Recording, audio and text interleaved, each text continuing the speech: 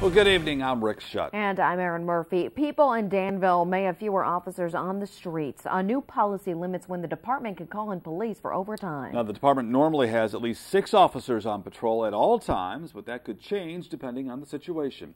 ABC News Channel 15's AJ Bayatpour joins us live from our Vermilion County Bureau now. AJ.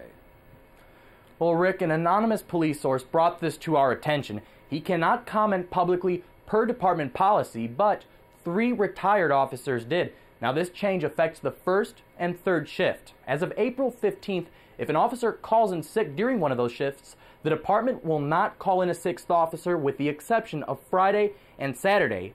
Third shift commanders can call back an officer any other day if the conditions call for it. We interviewed the 3 retired officers who say this policy endangers the community. These days, Mort Young tries to sell houses, but for 20 years he patrolled Danville streets. Young says there has always been internal debate about how many officers is enough. We always argued about it, but we always had different views. But the city, or at least the chiefs that I worked with, always felt like we could never go below 6. Young served on the police union's executive board for more than 10 years. And I think if I was president of the union, or if I was still active duty, I'd be jumping up and down. This is very unsafe. This is not a good thing. We obtained an internal police memo sent to all personnel. It lays out the details of when a commander can call in a 6th officer if someone calls in sick. Retired cop Jeff Palmer says that might be too late. And something happens, by the time I get ready, get in my uniform and get to town, the crime's long since over with, so I don't see how that can work. Fellow retired officer Mike Cox worries about the ability of 5 officers to back each other up.